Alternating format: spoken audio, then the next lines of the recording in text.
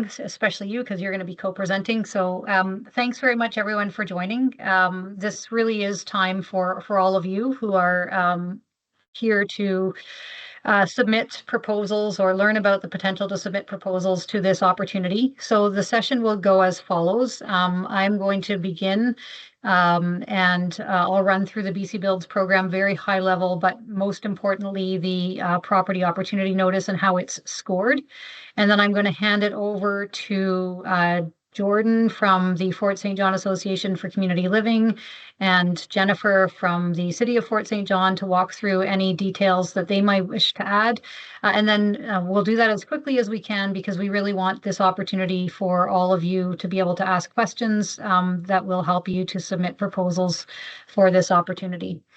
I'll just begin with an acknowledgement of the lands. I know we're all scattered across British Columbia. I'm here on Lekwungen territory in Victoria, BC, and just an acknowledgement that the land that we're building on, wherever we're building in British Columbia, is Indigenous land.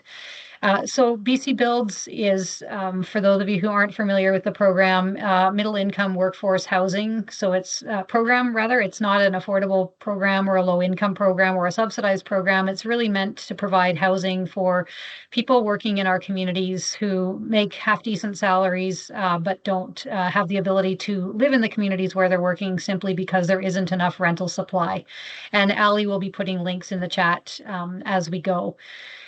With respect to this specific opportunity, I'm going to open up the property opportunity notice, and I'm not going to go into the details about what the city and the Association for Community Living are looking for. They'll talk through that.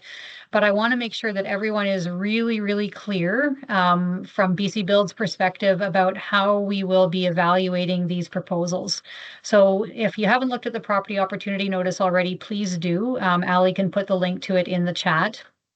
And I'm not going to read through, obviously, every criteria and every all the fine print, as it were, but there's a few things that I want to highlight. This is the 12th or 13th property that we've put up. So we've seen a lot of applications now.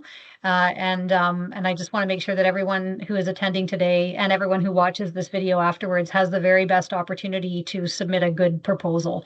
So the eligibility criteria is here. You need to be registered and in good standing with a BC corporate registry or partner with a business or organization that is.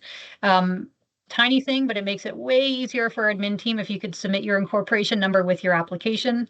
For a developer builder, you need to be a registered and licensed builder.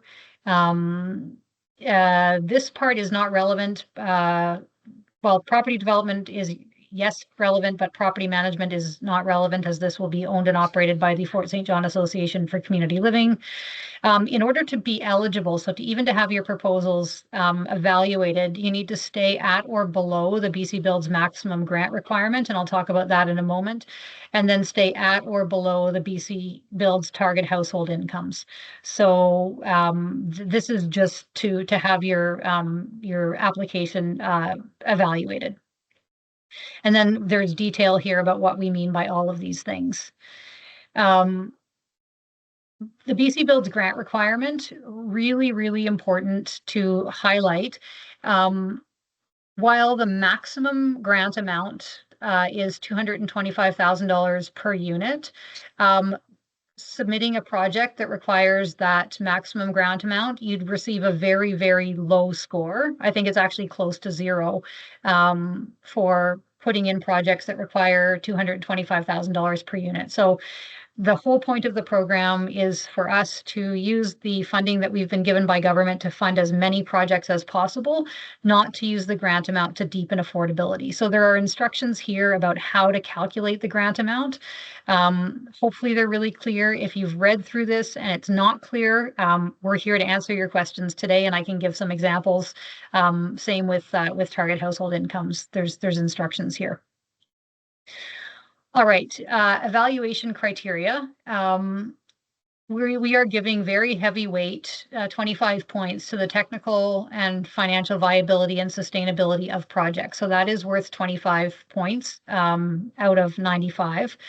And what we look for here is obviously projects that are technically feasible and viable on the site, but most of the scoring goes to the financial viability and financial sustainability of the project. And to be really clear, we're not looking for proponents to lowball construction costs. That makes us very suspicious when we evaluate them. If there's costs that are way less per square foot than the benchmark for the region, that doesn't get you better scores. It makes us suspicious that there's something kind of odd going on. So we're looking for realistic construction budgets, at realistic operating budgets, and projects that are going to be financially viable and sustainable with a grant, because we do make grants to offset the cost of construction, but without an ongoing operating subsidy. And then and I know there are some folks on this call who are currently working with and others who have submitted proposals in the past. So you'll hear me say this, you will have heard me say this, but we deliberately are scoring these three things: amount of per unit grant required, percentage of below market units, and target household incomes. They're all worth 15 points. So you really want to, when you're thinking about putting together your budgets, balance these things against each other. If you can get down to a decent per unit grant, still have a good number of below market units, and still be within our target household incomes, a score of, I don't know, you guys do the math, but 10 in each of these is better than a score of 1 and 2 in some of them and 15 in another one. So really I think a lot of thought needs to go into how to think through these three categories. Speed to market is worth 10 points. And one of the things that we've seen in a number of submissions is everyone tells us they're going to go fast, but they don't tell us how. So if you've got, ways to compress the development timeline, or ways to compress the construction period, or you're going to use some kind of innovation, take the time to tell us about that, not just that you will do it. And because, again, I'm never an evaluator, but I've chaired all the evaluation committee meetings, and I've heard the evaluation committee say, oh, that sounds really good, but how are they going to do that? Then these three last things are worth the least number of points. Unit mix, so we're awarding a few points if you can hit more 2 and 3 bedroom kind of family size units, any additional accessibility benefits, and any additional sustainability benefits. But again, these are weighted lower because we're basically BC Builds is a market rental supply program. All buildings need to be designed and built to the BC Building Code. So if anyone's worked with BC Housing before, you'll know that there are some BC Housing specific guidelines. We don't require projects to be built to those guidelines, just to the BC Building Code. So that's what we'll be looking for. And that's the scoring criteria. I've run through it, but then you'll see a lot of narrative here about how to put together your pro formas. One of the things that we see sometimes are all sorts of different interest rates used. Please use the interest rates that are on our website. Please assume a 35-year amortization. We know that CMHC might be a great partner, and we work very closely with them. But for the projects to work, they need to work without CMHC, and then we can potentially go to CMHC and look for that 50-year amortization that they might bring. So use our interest rates, use our amortization period. Assume a debt coverage ratio of 1.1. Yeah, and again, I'm not going to go through all the details, but they are spelled out quite a lot here. I just wanted to highlight the things that we sometimes see as needing a bit more attention as people are as we're reviewing the proposals. So I'm going to leave it there. I'm going to stop sharing. This is obviously on the website, and if you haven't had a look at it, please do. And I'm happy to answer any question at all that anyone might have during this info session. But for now, I'm going to hand it over, I think, to Jordan and then to Jennifer, or vice versa. They will jump in accordingly, and they will walk through a bit more detail about what the association and the city are looking for on the site. Awesome. Thank you, Lisa. On behalf of the Fort St. John Association for Community Living, I just want to say how excited we are for this opportunity to partner with BC Builds and our city in creating more housing options in Fort St. John. It's a need that's been identified across the board, and we're excited to bring forward our what we're hoping to bring to Fort St. John with you. So first and foremost, the community need that we've identified. There's a lack of middle income housing in Fort St. John, which has affected many areas of services, including healthcare.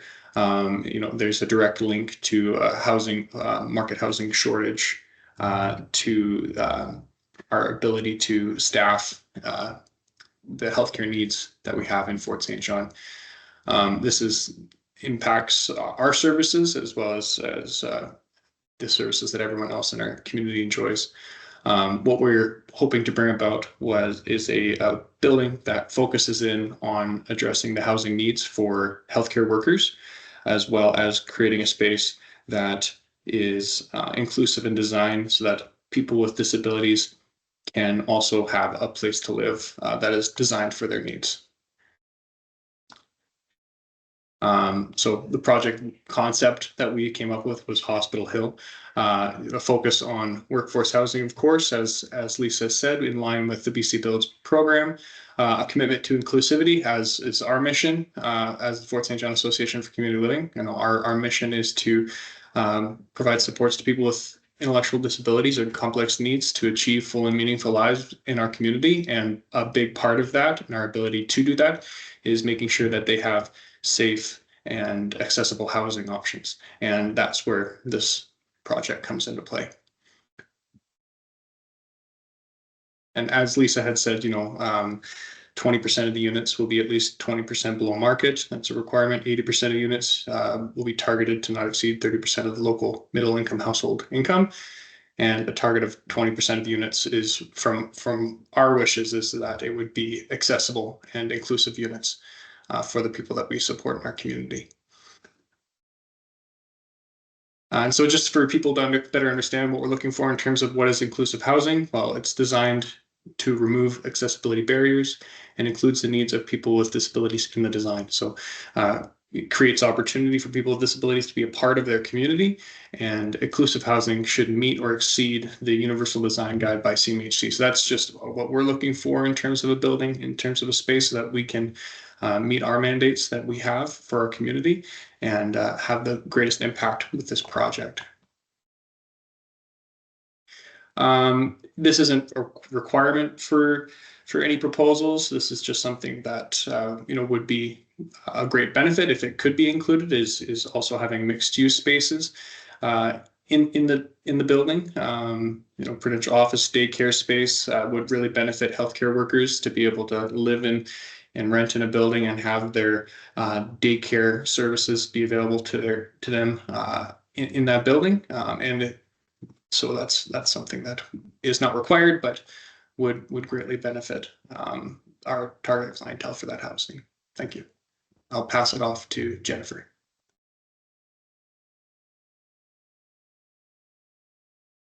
Hi there. Thank you, Jordan. Thank you, Lisa. Appreciate this opportunity to present this site for consideration. I can perhaps, and I'm really not good at sharing my screen, but I'll see if I can't bring up the map so we have something to speak to here. I'll talk a bit about the site and our processes. Can you see a map on your screen? We sure can. Yes. Oh, great. I can't see it on mine, so I can't tell. Okay, great. So this is the site here. And this is city owned. So a little bit of history. This entire block was our former hospital site. The city did a land swap with Northern Health some time ago, and we obtained this parcel. It's very close to our downtown core. Sort of the center of downtown's here. And so very close to downtown shopping and cultural center, hotels, and other amenities. We worked in partnership last year with VRS Communities, and this side of the parcel, this parcel is being developed for 115 units of seniors housing, so that is under construction right at the moment. And then this is the parcel today that is being offered for the opportunity with the Association of Community Living for the housing project. So it is a brownfield site. We do have the certificate of compliance for the environmental, so that is all in order. So to talk a little bit about the process, so currently this is an institutional zone. We are adding apartment as a permitted use to that zone. It is also in a development permit area, the major corridor development permit area. So that would speak to some of the design and landscaping requirements. So both those processes would need to be done before the building permit could be issued, obtaining the development permit. What we'd be looking for is the building to be somewhat compatible with this seniors housing project going here. So facing towards 100 Avenue, a good urban built design, form and character to somewhat match or complement. We can definitely make the development permit available for the project that was issued to the west for review. But we'd be looking at the development facing 100 Ave, access primarily to the north. So off of 101st Avenue, we'd want to see the parking lot access there with just a pedestrian connection to 100 Ave if possible. We could consider some other options. We could work through that through the development permit process. What else do I have for notes? Pedestrian connectivity is important to us in this downtown core and with the adjacent parcel, so we'd want to discuss that. I also wanted to mention that 101st Avenue here, this entire block is being redone by the city this year, so that will be all new infrastructure, main lines, as well as new road, sidewalk on both sides. At that time, we'll likely put in a water connection and can add a driveway drop. So hopefully the timing of that build will coincide with sort of knowing exactly where those items need to be. As our engineering memo states, there are main lines surrounding the site for water, sewer, and storm. So only connections are necessary. There's no major main line extensions. And yeah, I think that was about all I had on my list that I really wanted to mention, but happy to ask any questions that may come up. And also to mention our processes are quite quick. VRS was very happy with how quickly we were able to process development permit applications. We also did a zoning amendment for them, a development variance for them, quite a few processes that we were able to do in a matter of months and quite quickly. So this project would definitely be prioritized in the queue, and we would commit to quite a fast response on getting through those processes with the proponent. Great. Thanks so much, Jennifer. Just a couple more things before we head to questions. So picking up on Jordan's comment about the desire for potential commercial on the ground floor. Actually, Jennifer, sorry, do you mind unsharing your screen? If you can, I know it's hard because you couldn't see that it was up there anyway. So when you're underwriting or putting together a pro forma for commercial space, if you so choose to, we require, so first of all, BC Builds can finance 100% of a project, even the commercial space, as long as no more than 30% is commercial. And obviously in this case, we would expect that with one story of commercial and residential above. So that's fine. When you're putting together your pro formas though, both BC Builds as well as CMHC should we decide to partner with them in the future on this, require a 1.4 to 1 debt coverage ratio for commercial. So 1.1 for residential and 1.4 for commercial. So we'll be looking for that in the pro formas. Jennifer talked about zoning being institutional and an apartment zone being added. That's currently underway and will be finished by the city long before you even make your submissions to us. So we did require that to be committed to in advance. So the city is working on that. Jennifer, a question for you. Is the development permit delegated to staff or is there a council process? Oh, great question. Yes, it's actually delegated to staff. So I am able to sign off on that. Yes. Great. Okay. And then Ali, maybe follow up for you between you and Jennifer. Let's get that development permit for the VRS site added as part of the property opportunity notice. So what people will notice, the property opportunity notice was published a couple of weeks ago. As you ask us questions over the next couple of weeks and months, there'll be additions to that. So check back regularly for the property opportunity notice updates. And the first one we'll add is the development permit for the adjacent site. So you've got some form and character cues as you're putting together your proposals. All right, I will talk about next steps after all of your questions, because I started to get into that now with updates to the property opportunity notice. But this is your time to ask questions of myself, read BC Builds, or Jordan, read the association, or Jennifer with respect to anything the city needs. And if you don't feel comfortable unmuting or turning your camera on to ask a question, feel free to put them in the chat. But this is rest of the time is yours. Yeah, Riley, go ahead. Oh, you're muted, Riley. Hi, Lisa. How are you? Good. Nice to see you. Nice to see you. This might be a question for Jennifer and Jordan. Just looking at the site as well as the intended uses behind it, what is the desire behind parking and parking ratios here? Because there's potential for some cost savings that way. Yeah, I can take this one. So our zoning bylaw will lay out the required parking. Depending on what the final product looks like, I'm hearing commercial as well as the residential. We would have to assess that based on what that proposal looks like. I will say that we are quite flexible. We do have some reductions built into our zoning bylaw that we could trigger due to the downtown location. There is some on-street parking available around the site. It is very, very walkable. And so all those things would point towards supporting a decrease. If there was need for a parking requirement reduction beyond what we can do through our bylaw, we could take a variance to council that would likely be supported, again, due to the factors of the location of the site. Okay, thank you, Jennifer. And since we're only looking for 50 to 60 units here on a decent sized parcel, is there opposition to not doing a parkade and having whatever parking you have available at grade?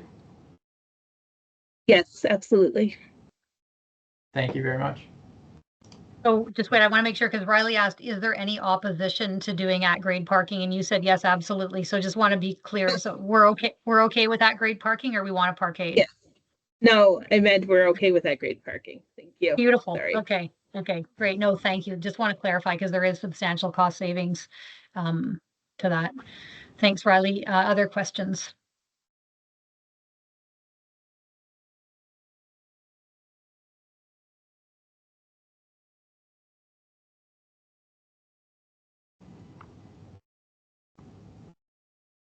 Yeah, Zach, go ahead.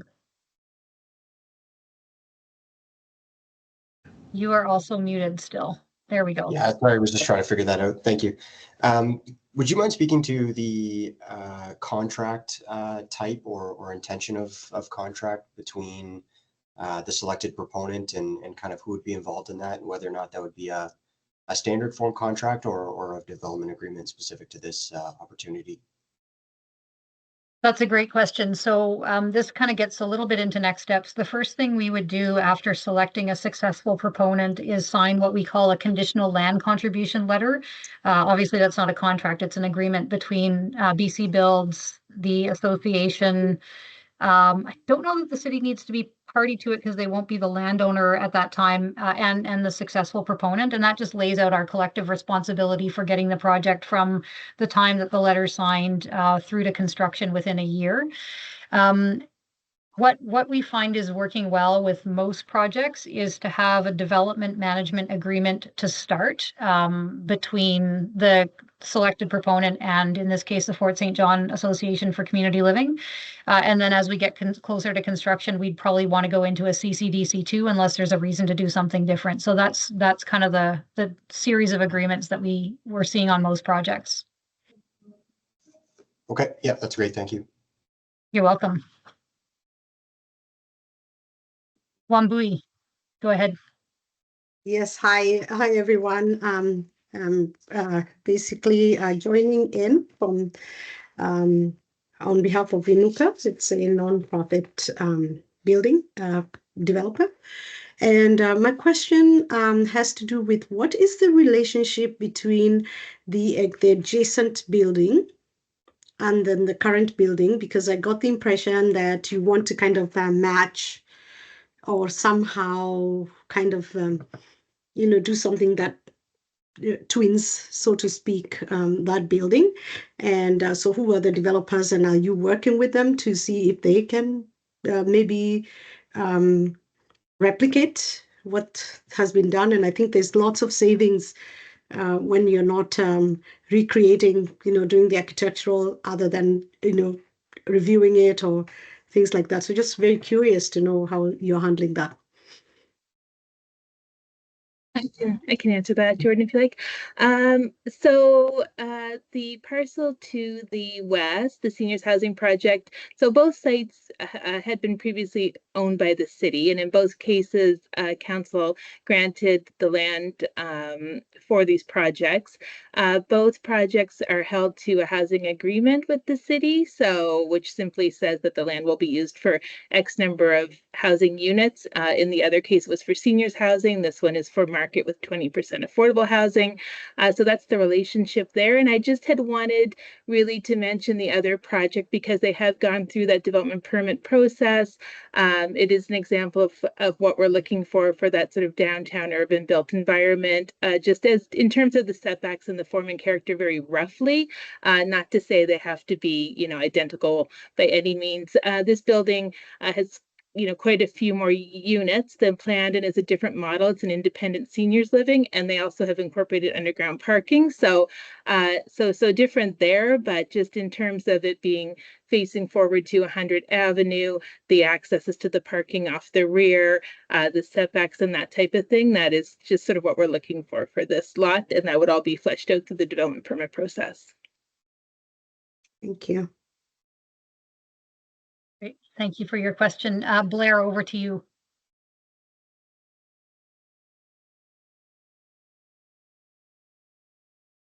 If you are speaking, we can't hear you. It looks like you're on mute. Just wanted to touch on the contract and just understand a bit as far as the proponent requirements, and is there a deposit? Is there requirements? Sorry, Blair, we can't hear you. Okay. Sorry, is that Yes, better? if you could go a bit closer to your microphone. I can hear you, but barely.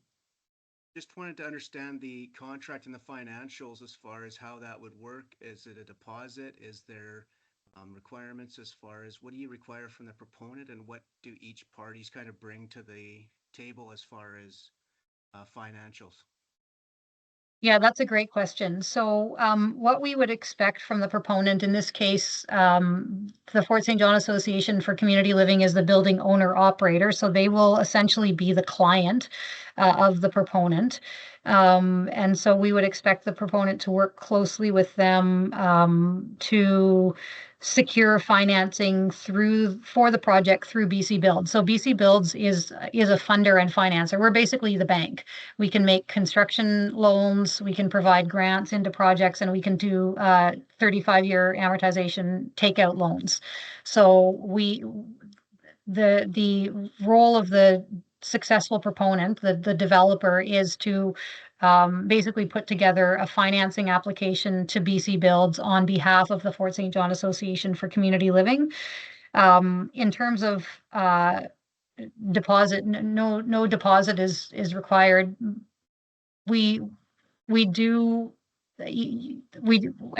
run into one project where I don't know that the expectation was clear that it's not just to come and get a development permit and a building permit and build the building. There is that responsibility for applying for financing. And obviously we are here as a partner. So we walk through that step with the successful proponent and the Fort St. John Association for Community Living.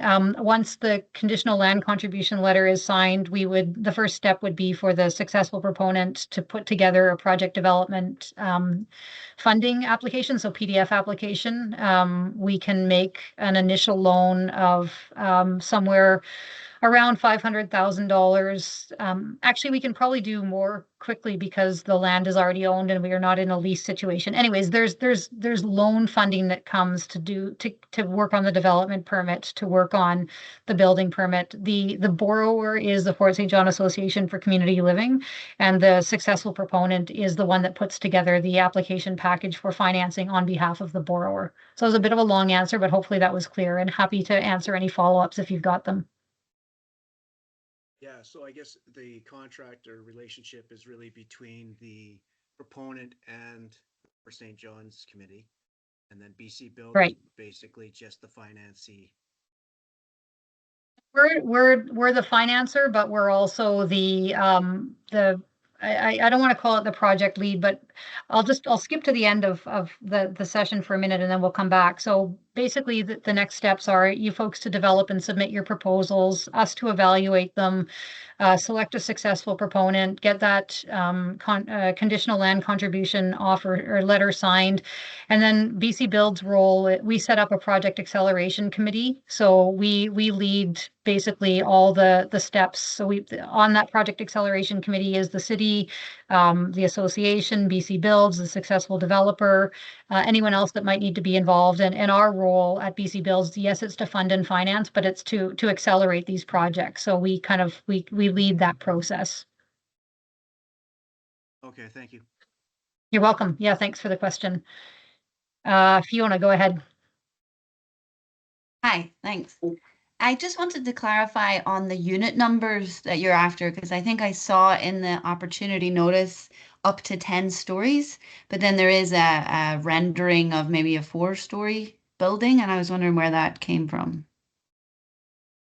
Yeah, I can answer that for you. The renderings that we have in our presentation is just conceptual, like nothing related to that. I believe our Jennifer, correct me if I'm wrong, but I believe the maximum stories is 6 stories for that parcel. Is that correct?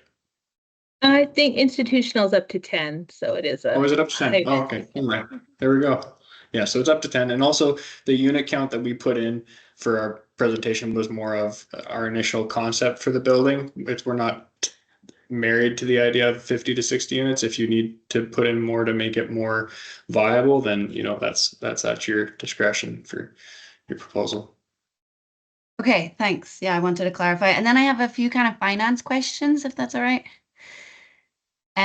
Just to clarify, so the DCR that is required on year 1 to make the project viable is 1.1? Or could it be 1.04 or something like that? Does it need to start at 1.1 in year 1? Correct. Okay. Yes. And 1.4 if you're going to put in commercial. Commercial. And then with the level of detail that you require in breakdown, like I know that you supply an Excel spreadsheet, do you need to know every line item of, say, soft costs and that kind of thing? Is that expected? Would you be penalized for not sharing that? Or because it's so high level at this stage, it's not required as such? We've been getting pretty detailed proposals. The whole idea of doing this process this way is that we are trying to accelerate projects through to development. And so, in the most successful proposals that we've received, I don't want to say they're development permit ready because that would be an exaggeration, but they're pretty fleshed out. And again, I just back to the top of the meeting where 25% of the evaluation, or 25 points out of 95, so a bit more than 25%, is based on the financial viability and sustainability. So we don't need to know every last cent you're going to spend on consultants for soft costs, but we'd really want to see quite a realistic soft cost budget, considering the land is zoned, considering an accelerated process, considering what you heard Jennifer say about how quickly the city works in response. So yeah, we'd want to see a pretty detailed not detailed, but realistic soft cost budget. And sorry, on that note, it's really helpful for our evaluation committee if everyone, it's not required because we didn't want to be so kind of dictatorial, but if it's no skin off your backs, if you could use the capital and operating budget template provided, that would be really helpful for our evaluation committee to assess. Okay, thanks. You're welcome. Did you have another question before I go to the next person? Okay, over to Jeff.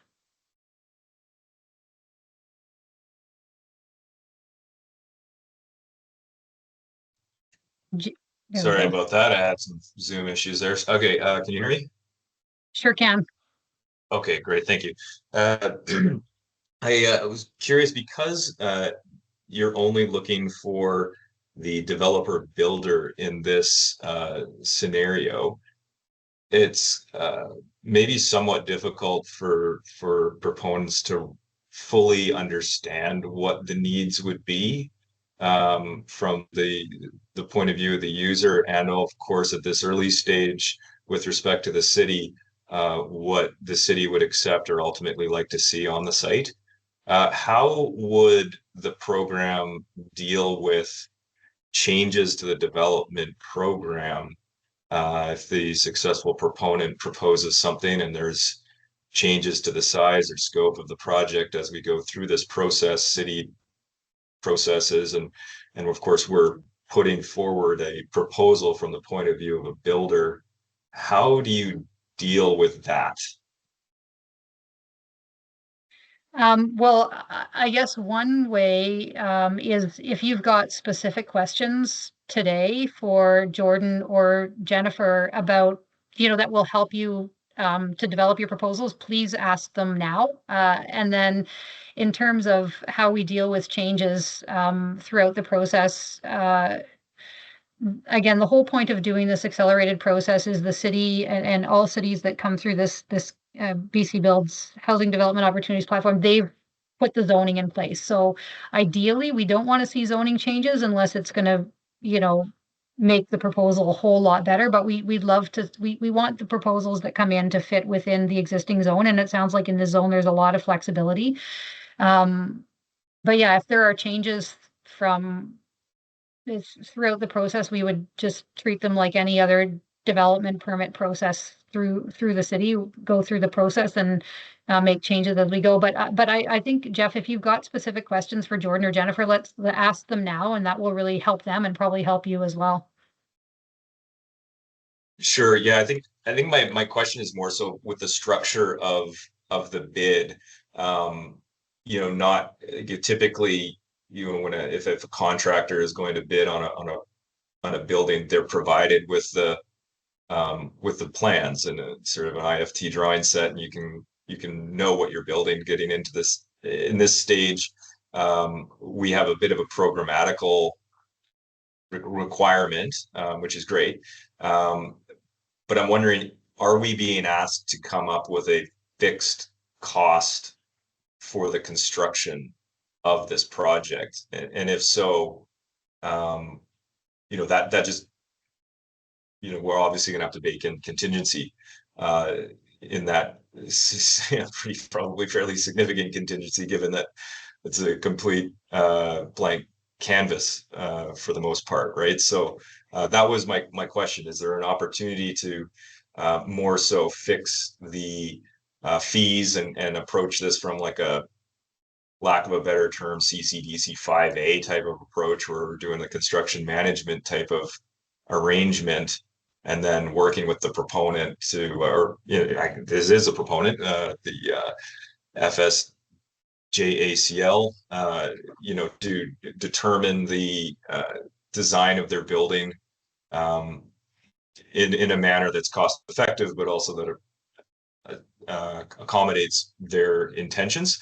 That doesn't unnecessarily require the construction proponent to bake in significant amounts of contingency to sort of cover off unknowns at this stage. Yeah, it's a really good question. So first of all, this is not a construction project being tendered, and we're not seeking bids for construction. We're seeking a development partner that's going to take this, and you put it so well, this relatively blank page, taking into consideration the city's development permit guidelines, which are public and linked to in the property opportunity notice, taking into account what Jordan has said today, and then they've done a pretty decent job in the property opportunity notice of outlining some of their expectations. So there will need to be a pretty high level of contingency, but at the same time, if a project comes in, I don't know, I'm just making up numbers that, the full package that you submit is, we can do this for $50 million. Our development management fees are X% of that. And we select your proposal, and then, again, these projects are meant to get to construction quickly. So a year later, when construction starts, it's no longer $50 million, it's $70 million. That's going to be a problem. So you've got to kind of recognize the relatively blank slate, look at the city's development permit guidelines, look at what the Fort St. John Association for Community Living has put together, and then put together your best proposal. Recognizing that a healthy contingency is probably good at this point, given where we are in the process. Is that helpful? In that, It very well might be, Lisa. And in that example, is that $20 million delta my problem? Or is that the project's problem to solve? Well, it's our collective problem because it won't get built. Like that's why we're looking for realistic budgets to start. If you've put in a proposal for 50 million and it really costs 70 million less than a year later, you won't be the successful proponent, right? Like we're looking for projects, we're looking for companies that are going to bring realistic bids or proposals based on actual construction costs, building in escalation, particularly with what's going on right now. So it becomes a problem for everybody because someone along the way, and probably it would be our evaluation committee has made an error and chosen a proposal that's no good, and then it just won't get built. I guess, and I'm just trying to understand if there would be, legal ramifications for missing because it is so unknown at this stage. I'm really trying to understand what that risk profile looks like. But I think I'm starting to understand a little bit more. You're looking for fairly solid, you're looking for a solid number. And you're asking the proponents to bake in an appropriate amount of contingency based on a build is buildable, provide. Pardon me, sorry. Oh, you cut out for a second, but I think I've got you. We've got you back. Keep going.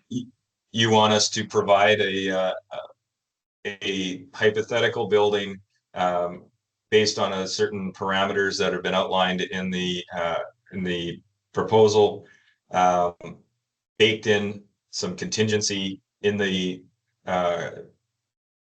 budget that we propose. And if I'm understanding correctly, when the tenders are put out, it's the intention of BC Builds that the tender risk would fall on the shoulders of the proponent who's responding to this RFP. Yes, but by the time we're actually tendering for construction, we're collectively at a Class A budget. We've had our quantity surveyor review it. We've got a healthy construction contingency built in. So the risk profile, it's a great question that you asked. The risk profile at this point is very low. What we're all signing, the successful proponent, ourselves, and the landowner, is that conditional land contribution letter. There's, we no money starts to change hands until we're all a little bit crisper and clearer on what the actual project is. Does it look viable? And then, a year down the road, we get into a CCDC contract and the risk shifts to the builder. But by that point, there are very few unknowns left. Okay. That's good. Thank you. Yeah, thanks for your questions, fleshing that out. Fiona, go ahead. Sorry, it was just to kind of build on the questions that Jeff had, and it has kind of been answered, but I'm just wondering, so obviously we do the financial viability at the minute, but there's things we make an assumption about, like what kind of heating system they're going to want. There's things that we just don't know that the nonprofit will need and can't account for right now. At what stage does it become a fixed fee in terms of maybe the loan with BC Builds? So that then, we do go for that fixed price at the tender point, but is there any point earlier that it needs to be that final cost?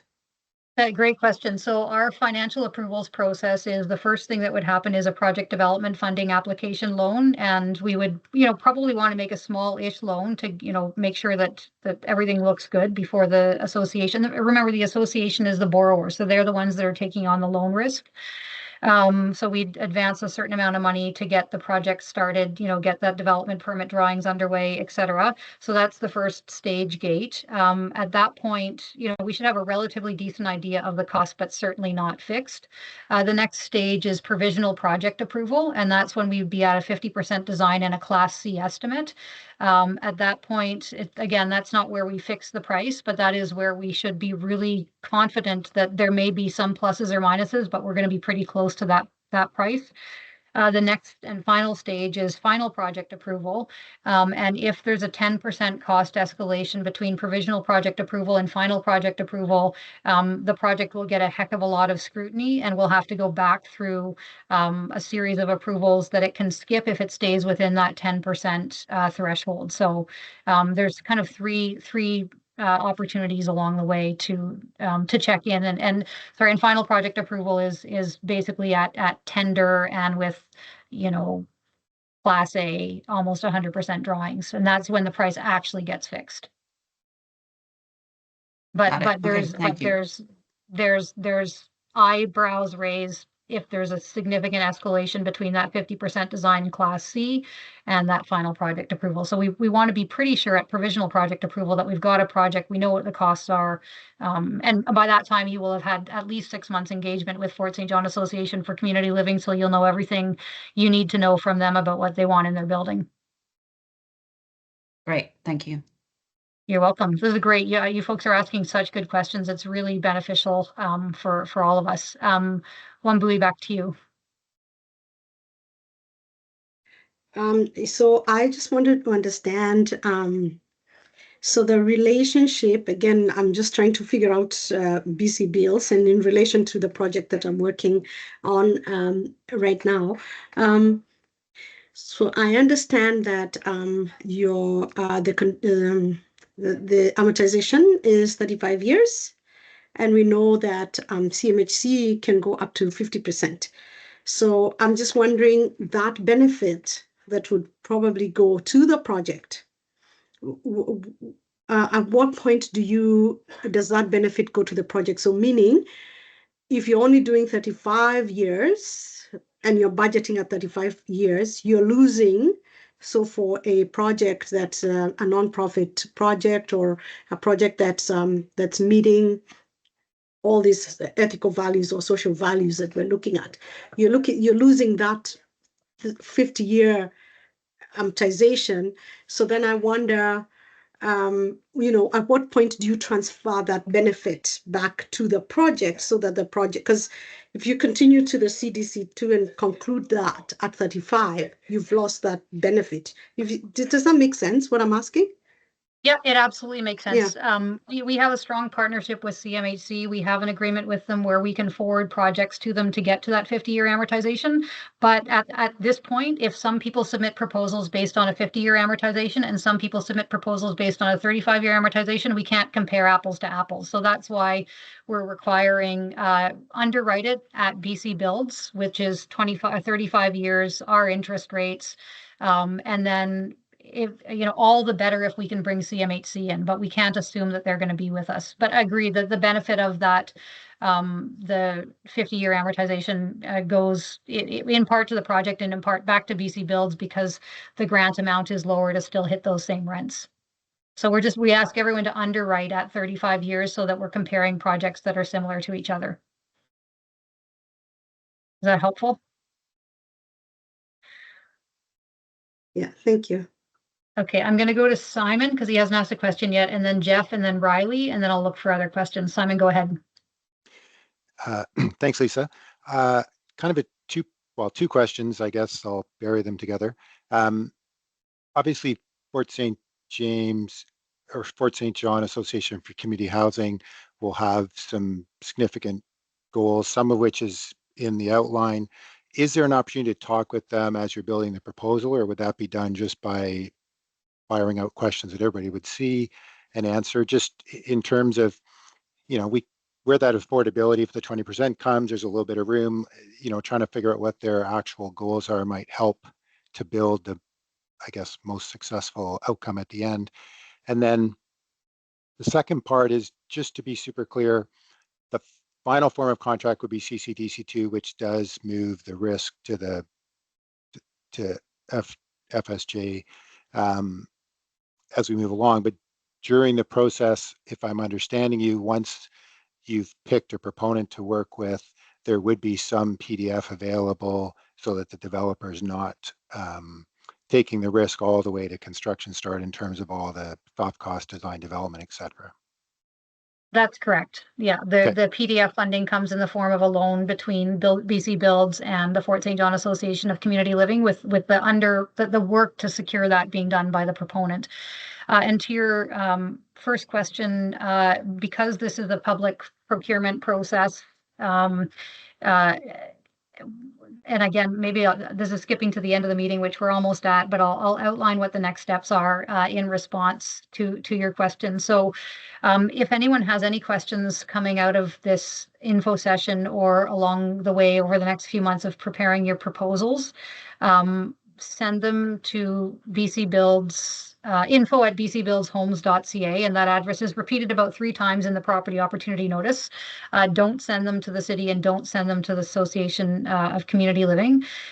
It's most helpful to us if you've got a comprehensive set of questions, then we can send it over to Jordan.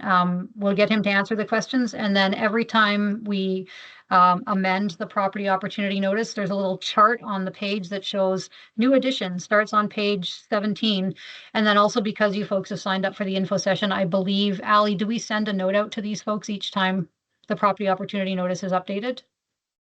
Yes, everyone who's registered today. I would also encourage to sign up for the e-bulletins, because then you'll see other announcements and other updates as well. I've dropped that link in the chat as well. So any questions that anyone has, whether it's about what the Association for Community Living wants or what the city wants, or a question about BC Builds, they all get funneled through that email address. We triage them, we get them answered very comprehensively, and then you'll see an addendum to the property opportunity notice posted. And if that prompts follow-up questions, by all means, send those our way and we'll get those answered as well. It's a lot of work for our admin team, but we find that it's worked really well. And yeah, making sure that everyone knows what page the update starts on, what the update is, and everyone's got the same information to work on their proposals. Riley, back to you. Thanks, Lisa. 2 quick questions. One might be, Jennifer, you might be able to answer this. Is there a geotechnical report that's available to have a look at this point? No, there's not. Okay. And then Lisa, question for you. Is there going to be bonding required for part of this project as well? There's generally bonding required for all BC Builds and BC Housing projects, unless there's a case that can be made that bonding isn't necessary. So when we get to, I think it's at the provisional project approval stage, we can go for a bonding waiver, but there needs to be a good reason not to. So that's a great question. I would build bonding costs into your projects, into your submissions. If we can get them waived, that's great, to the benefit of the project, but we don't want to assume that. Okay, thank you very much. And then maybe last for Jordan there, you mentioned accessible units. You're looking for accessible, like up to that standard over the adaptable, correct? For your target audience? Yes, I mean, accessible and adaptable is great. We would like to make sure that the which guideline was it, through CMHC? I'm just trying to find the listing here. I can post the link to the guidelines that we would like. 20% of universal design guidelines through CMHC is the one that we would like you guys to reference and utilize, because that covers all the needs that the individuals we support might have. Thank you. And just for thanks, Jordan, for that. And we don't need to put that into the property opportunity notice, because that is this meeting is a record that every proponent who comes and asks questions that may have been answered here, we can direct them to the link. So just for clarity, CMHC Universal Design Guidelines for 20% of the units. The rest of the 80% can just be built to BC Building Code. Yeah, Jeff, go ahead. Are we using the inclusionbc.org median household income, or are we using the median household incomes outlined in the BC Builds program? You mean to determine market rents?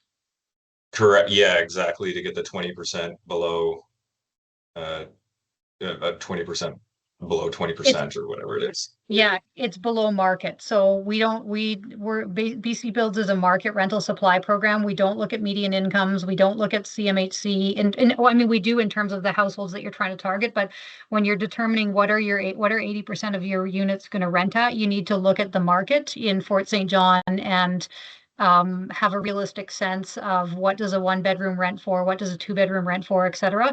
At the proposal stage, you don't need to engage an appraiser, but by the time we get to provisional project approval, we'll need an appraisal done to have a third-party analysis of what the rents are. So you should look at the market rents for Fort St. John, and that's what 80% of your units should rent at, and then 20% of your units should rent at 20% below that. Okay. Yeah, and this page, I'm not sure which page number it is, like 17 perhaps. It talks about remaining units will be targeted to not exceed 30% of local middle income house income. So I just wanted, that one looks like it was related not to market rents, but perhaps trying to peg a median household income. So I find that often that number fluctuates depending on the source of the data. So I just want to make sure that we're looking in the right data set.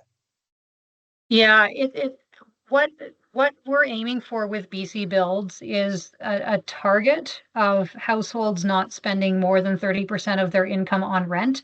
This is not a rent geared to income program, and that's not fixed for us. So basically, if you tried to charge no one would do this, but just to give an extraordinarily ridiculous example, if you said in Fort St. John, a 3-bedroom apartment's going to rent for $4,500 a month, and therefore we're well within or within anyways BC Builds maximum household income limits, and those are spelled out really clearly in our in the property opportunity notice. That would never work because there's not going to be anyone in Fort St. John that's where there may be a few people, but that is not at all a realistic rent. And you may be well within the BC Builds target or household income limits, but you're going to be out of whack with local incomes. And so the theory of our program is that local rents and median or middle income households, people that make decent wages, can afford to pay for market rents in their market. So we start with rents rather than starting with incomes. And yeah, I don't know if that's helpful. Yes, I think we'll just we'll take that guideline. And then the last bullet point on this page says, will include 6 subsidized 1-bedroom units for inclusive community housing. Do we have the cost that we need to carry for that? Like it says subsidized, so I'm assuming that there's a portion that the person would pay, and we would have to carry a portion of that rent payment in the pro forma, or how would you like us to treat those 6 units? Great question. Yeah, Jordan, go ahead. I can answer that, Lisa. So you don't have to count that subsidy in your planning. You just those rent rates would be covered by the funding we receive for providing the supports to the people living in that house. So the rent rates that you'd be calculating would be the same as the other units there. So you wouldn't have to take that into consideration with it. Okay, and then so as far as BC Housing's analysis of our pro forma is concerned, we would do our analysis based on our appraisal, assuming maybe those 6 units overlap with a 20% below market, and you would then just deal with the payment of that rent off balance sheet. Essentially, someone's going to pay for that rent, whether it's the person living there or somebody else. That's not our issue. Right. Yeah, exactly right. Yeah. Okay. Build an 80-20 model, and then the Fort St. John Association for Community Living will subsidize a certain portion of those, the 6 of those 20% units below market. It's just a nice to know for the project, but it has nothing really to do with the project. I get it. That's good. Yeah. Yeah, no, great question. We got to wrap up, folks, because we've got another info session jammed up right against this one for another place. And if you're coming to that one, we'll see you on the other side. Just a few closing comments. Reminder, coming out of today, we are happy to answer your questions, as is the city, as is the association. All questions should be sent to info@bcbuildshomes.ca. We'll fire them off to the right folks. If that's not us, if they're financing questions, we will answer them.